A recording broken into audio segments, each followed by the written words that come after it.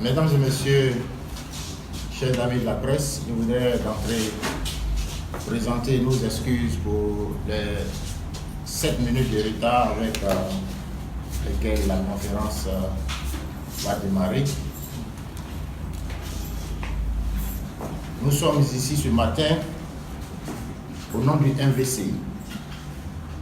Je voudrais donc remercier d'entrée tous ceux qui ont fait le déplacement, tous ceux qui ont répondu favorablement à l'invitation du MVCI, qui prend part dès le samedi 3 août 2019 à une série de manifestations politiques.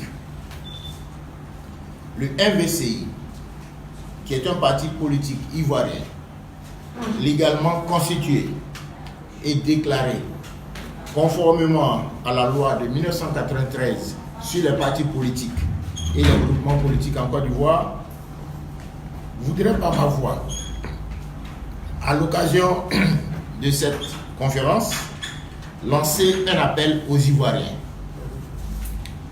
C'est un appel au réveil national. C'est un appel à la mobilisation pour prendre activement part au premier meeting de l'opposition significative au moment où notre pays, la Côte d'Ivoire, va célébrer le 7 août prochain le 59e anniversaire de son accession à l'indépendance. 59 ans d'indépendance, et pourtant notre démocratie est malade, très malade, comme si personne n'avait tiré de leçons des 3 décennies de crise vécues depuis la disparition du président Félix Houphouët-Boigny. Le MVCI invite donc ses militants et tous les Ivoiriens soucieux de la consolidation des acquis démocratiques à Koumassi le samedi 3 août 2019 dès 9h à l'espace public de la SOGEFIA. Il s'agira, aux côtés de nos amis démocrates, du RACI, de l'ANC, d'appeler à une vraie réconciliation entre tous les Ivoiriens en vue d'une paix durable en Côte d'Ivoire. La Côte d'Ivoire doit se réconcilier. L'heure est à la réconciliation. Réconciliation avec le devoir de l'État de Côte d'Ivoire d'identifier ses propres nationaux. Réconciliation avec le droit, car la carte nationale d'identité est un droit pour chaque Ivoirien. Réconciliation avec les libertés et droits garantis par la Constitution ivoirienne. Réconciliation avec l'organisation harmonieuse d'élections en Côte d'Ivoire, des élections sans violence, avec une commission électorale véritablement indépendante et non pas accrochée au basque d'un parti politique. Réconciliation avec des médias libres, notamment la liberté au niveau de la télévision nationale aujourd'hui considérée comme une sous-section du RHDP en Côte d'Ivoire.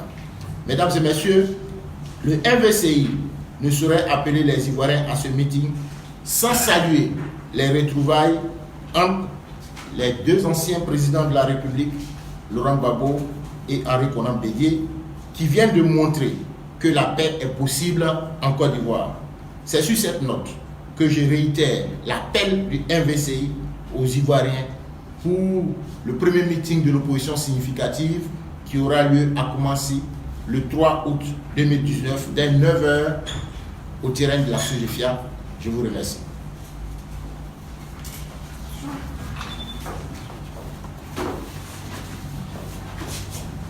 Voilà, mesdames et messieurs, notre appel. On peut dire que c'est la première meeting des soroïstes. On peut effectivement dire que c'est le premier meeting politique des soroïstes, mais c'est surtout un meeting qui est organisé par des partis politiques indépendants, des partis politiques qui sont légalement constitués, des partis politiques qui existent en Côte d'Ivoire et des partis politiques dont l'opinion n'est pas prise en compte par le régime au pouvoir, des partis politiques qui veulent montrer aux Ivoiriens qu'il y a une autre façon de faire la politique en Côte d'Ivoire. Voilà, je ne sais pas pour c'était le temps. Est-ce que vous avez invité d'autres partis politiques d'opposition à cette activité? Tous les partis politiques ont été invités, mais nous notons que c'est un meeting d'entrée des partis politiques qui ont été légalement constitués, qui s'attendaient à être conviés au dialogue que le RHDP prétend avoir organisé avec des partis politiques et la société civile, des partis politiques qui sont organisés et qui sont représentés à l'Assemblée nationale, mais malheureusement ce sont des partis politiques qui ont été ignorés et qui entendent donc se faire entendre.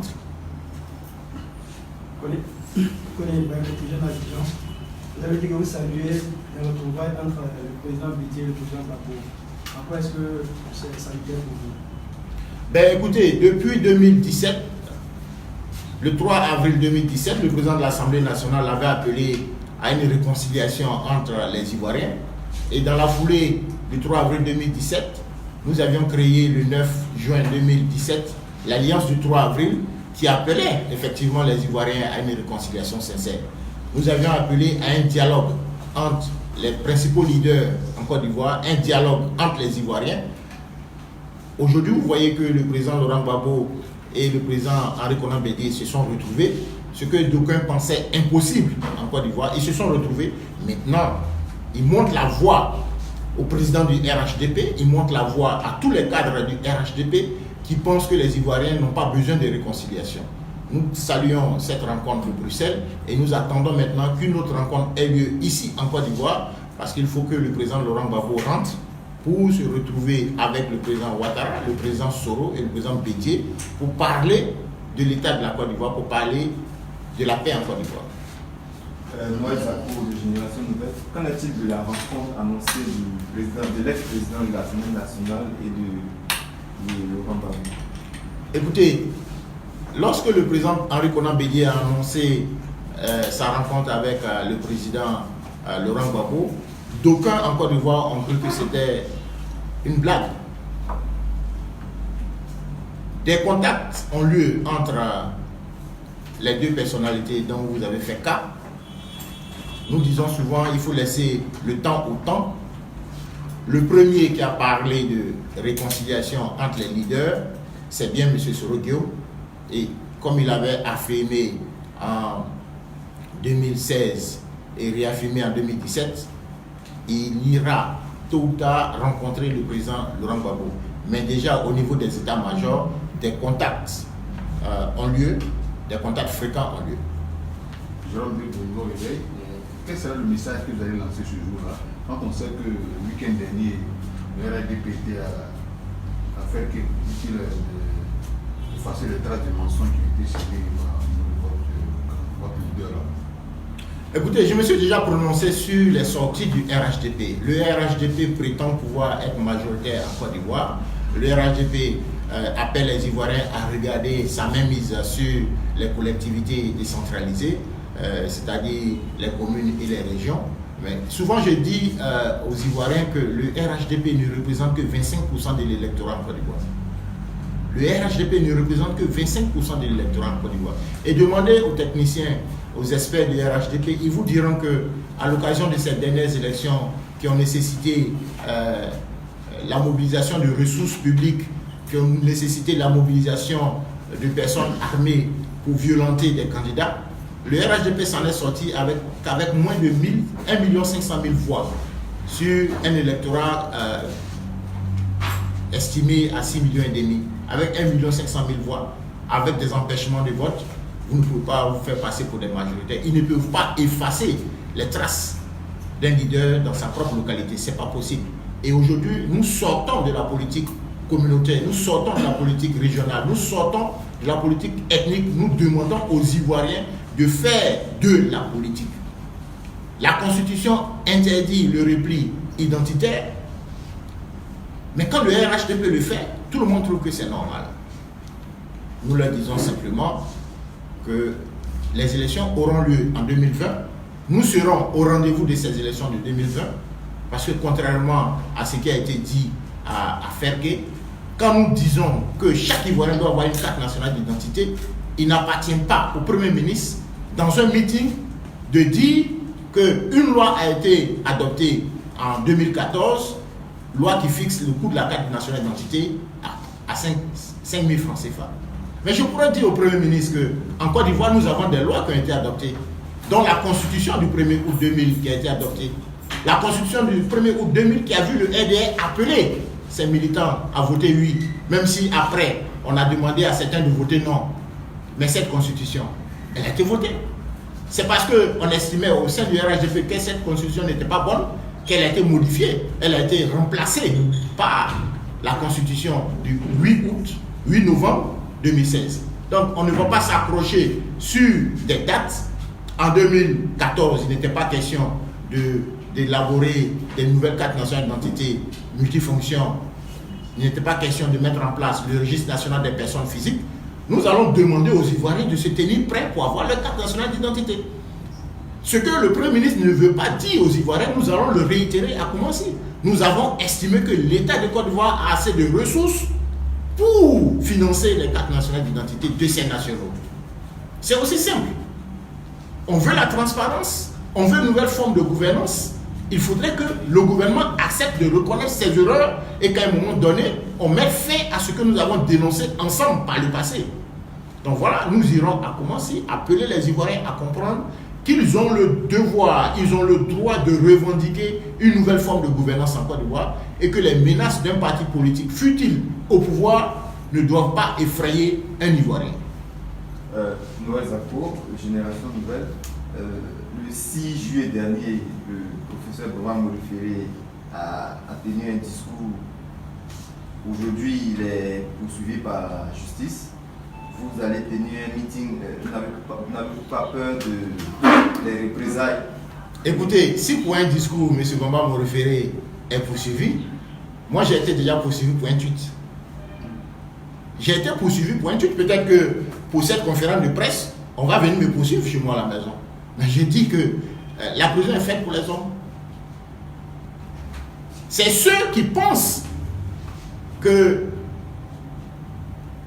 le droit n'existe que lorsque eux ils sont dans des difficultés qui doivent s'interroger.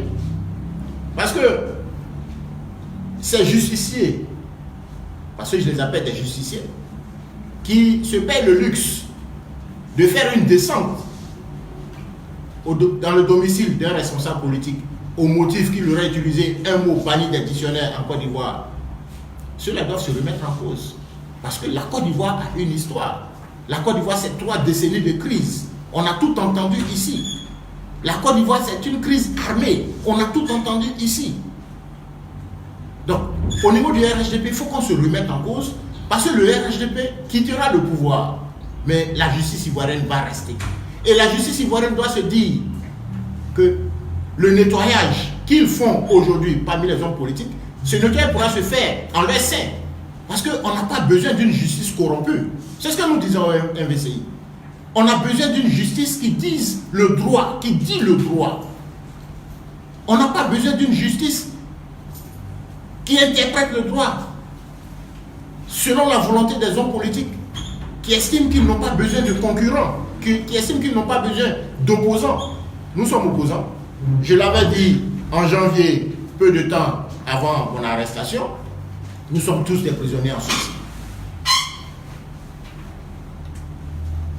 Monsieur le ministre, quand vous dites dans votre préliminaire, quand vous faites référence à la commission électorale et que vous dites que les Ivoiriens doivent venir parce qu'ils ont droit à une commission électorale véritablement indépendante et que de l'autre côté, on nous dit que le débat sur la commission est clos au regard du vote qui a été fait hier, sur quoi doit se fonder encore l'espoir d'une nouvelle réforme? Est-ce que ce n'est pas vraiment clos? Mais écoutez, il n'y a même pas eu de réforme. Il n'y a pas eu de réforme à l'Assemblée nationale, il n'y a pas eu de réforme de la commission électorale indépendante. Le 18 juillet, nous étions à l'Assemblée nationale, nous avons débattu du test, nous sommes séparés avec un test qui disait que les représentants du président de la République et du ministre de l'Intérieur ne pouvaient pas être président de l'Assemblée nationale, ne pouvaient pas être président de la Commission électorale indépendante. Hier, nous sommes retrouvés à l'Assemblée nationale avec un test où désormais les représentants du président de la République et du ministre de l'Intérieur peuvent être présidents de la Commission électorale indépendante. Ce qui a changé dans toute cette gymnastique, c'est simplement le retrait des religieux. C'est aussi simple. Et c'est pourquoi j'interpelle les intellectuels, j'interpelle les journalistes à un moment donné pour qu'ils fassent des comparaisons, des tests. On a gaspillé du temps depuis janvier jusqu'à ce jour pour nous sortir une commission électorale indépendante qui n'est qu'une pâle copie de ce qui a été fait jusque-là. Donc, c'est l'occasion à nouveau de saluer le rôle joué par la société civile, notamment l'APDH, qui avait saisi la Cour africaine des droits de l'homme. Et ne soyez pas surpris de voir dans les prochaines semaines la Cour africaine des droits de l'homme être saisie de nouveau. Mais cette fois-ci, des partis politiques seront de cette saisine. Et je peux vous le dire, le MVCI va saisir la Cour africaine des droits de l'homme et des peuples pour dénoncer cette mouture qui est sortie hier de l'Assemblée nationale. Monsieur le ministre, Lassana Barrow de l'agence de presse africaine, je voudrais savoir si votre leader Guillaume Soro sera au meeting de samedi à Koumassi. Et ensuite, vous avez soutenu tout à l'heure que le RHDP ne représente que 25% de l'électorat. À votre avis, Guillaume Soro, ses soutiens représentent combien, le pourcentage de Guillaume Soro dans l'électorat selon vous? Écoutez, je fais partie de ceux qui estiment que c'est à l'issue d'un vote que le peuple choisit ses dirigeants. Le dernier vote qui a permis de connaître donc, le poids des uns et des autres, le dernier vote, celui que j'estime être ce vote populaire, c'est celui de 2010, où chaque parti politique au premier tour a choisi, a émis ses votes. Je dis que le RHDP représente 25% de l'électorat sur la base des déclarations que le RHDP lui-même fait. Je suis ivoirien, je suis un élu, et la meilleure façon de voir, de connaître le poids des uns et des autres, c'est d'organiser une élection transparente en Côte d'Ivoire. La meilleure façon de connaître le poids de chaque parti politique, c'est de connaître le poids réel sur le terrain. La meilleure façon, c'est l'usage que nous faisons des ressources publiques. Parce qu'un parti politique qui se tape la poitrine avec l'argent du contribuable, ce n'est pas un parti politique. Nulle part dans le monde, on ne l'a vu. Il y a une loi qui régit le financement des partis politiques. Cette loi, elle n'est appliquée qu'au seul RHDP et à ses démembrements. Ces démembrements qui sont certainement ces partis politiques dont on parle, qui auraient participé à ce dialogue. Allons donc à des élections transparentes, avec une commission électorale qui n'est pas une officine du RHDP. Vous saurez le vrai poids de chaque parti politique en Côte d'Ivoire. Guillaume Soro sera candidat à l'élection présidentielle de 2020. Vous verrez qu'il sera élu et en ce moment-là, vous saurez quel est son vrai poids. Mais vous entendez ça et là, non, on va écarter tel candidat, on va écarter tel candidat. Ça, ce n'est pas de la démocratie. Et à partir de là, on ne peut pas dire qu'on est fort. Allons sur le ring avec des lois qui s'appliquent à tout le monde et puis on verra. Voilà ce que nous pouvons répondre à cette question. Sur la présence de M. Soro Au meeting. M. Soro ne sera pas à ce meeting de samedi. M. Soro animera un meeting du côté de Paris ce week-end. Donc nous sommes sur le terrain. Que répondez-vous au Premier ministre qui trouve que ses ambitions sont un peu démesurées? Aucun Ivoirien n'a une ambition démesurée. Aucun Ivoirien. Je l'ai dit et je le répète. Chaque Ivoirien est libre de postuler. Chaque Ivoirien est libre de postuler. Pourquoi devrait-on dire à l'enfant d'un tiers qu'il est ambitieux, qu'il a des ambitions démesurées? Tout à l'heure, on m'a dit quel est le poids. C'est le peuple qui décide de confier son destin à un homme politique. Ce n'est pas marqué dans la Constitution que des Ivoiriens n'ont pas le droit de postuler, des Ivoiriens n'ont pas le droit d'avoir des ambitions. le Premier ministre doit descendre de son piédestal. Le Premier ministre doit descendre de son piédestal de responsable de parti politique. Le Premier ministre gère les affaires de la Côte d'Ivoire. Il doit descendre de son piédestal de responsable politique. Ancien Kouna Orajan Média, pensez-vous que la peur a gagné le camp du parti au pouvoir? Ben oui, c'est la peur qui fait que la télévision d'État est monopolisée. C'est la peur qui fait que pour une simple élection de président d'une union de journalistes en Côte d'Ivoire, on veut imposer un militant du RHDP. C'est la peur qui fait que d'une réunion à une autre à l'Assemblée nationale, on passe d'un test qui serait consensuel à un test qui n'est plus consensuel. C'est la peur qui fait qu'au niveau du RHDP, on estime que les autres ne doivent pas avoir des ambitions. C'est la peur de perdre le pouvoir, en résumé. Ah, vous avez parlé de notre élection, vous avez des preuves. Combien posait les journalistes aux journalistes de Côte d'Ivoire? Bon, comme c'est une conférence de presse du MVCI, je me suis prononcé la nuit de votre élection. J'ai dit qu'il fallait que les Ivoiriens, les journalistes se donnent ce courage-là de sortir de l'inféodation au parti politique.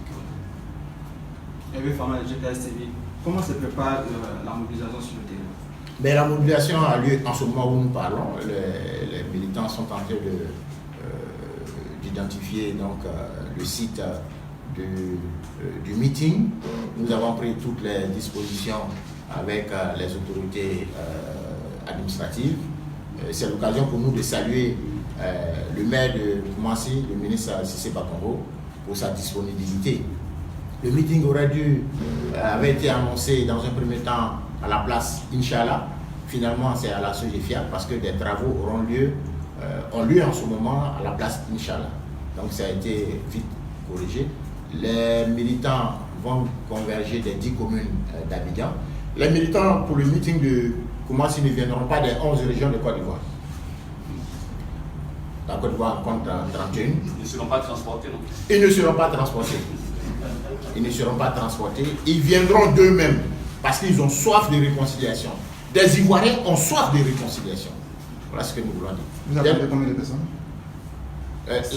Nous n'allons pas faire comme le RHDP qui estime qu'une place qui doit contenir 5000 places de personnes arrêtées en a connu 26 000 de personnes assises.